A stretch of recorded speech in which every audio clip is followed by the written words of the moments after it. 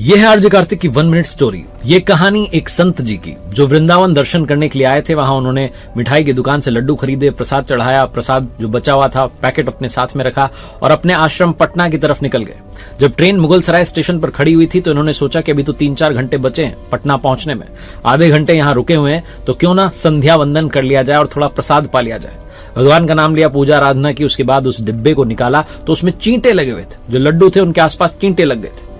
चींटों को साइड किया, एक लड्डू जो है प्रसाद का पा लिया, उसके बाद बाकी वापस रखने लगे। सोचने लगे कि क्या करूं, बांट दूंगा, फिर लगाए चींटे हटा देता हूं। जब चींटे हटाने का सोचने लगे तो मन में प्रश्न आया कि भैया तुम्हारा जन्म तो कभी वृंदावन में हुआ नहीं, तुम तो वहां पैदा हुए नहीं, ये जो वहां जन्मे हैं इनको यहां दूर क्यों कर रहे हो? ये बेचारे वापस वृंदावन तक कब पहुंचेंगे, कैसे जाएंगे?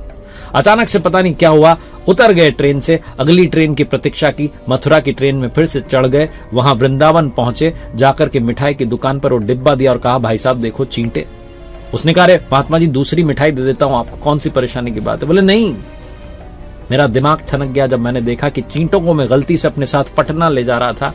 ये वो चींटे हैं जिनका जन्म यहां भगवान की भूमि में हुआ, मैं इनको भगवान से दूर कैसे कर सकता हूं? मेरे दिमाग में यही प्रश्न चलता रहा कि तुम तो कभी वहां जन्मे नहीं, तुम्हारा तो कोई जन्म हुआ नहीं, जिनका जन्म हुआ है उनको कैसे दूर कर सकते हो? इतना बड़ा अपराध मुझसे होने जा रहा था। मैं इनको अगर वहां छोड़ देता तो पता नहीं कब ये यहां आ पाते, आते भी कि नहीं आते। भगवान की भूमि में फिर से इन्हें छोड़ने के लिए आया हूं। आपकी मिठाई तो बड़ी स्वादिष्ट थी। कहानी बहुत छोटी है, कहानी भाव की है, भाव बस्य भगवान। कुछ लोग कहेंगे चींटों को वापस ले आए, कौन सी बड़ी बात है?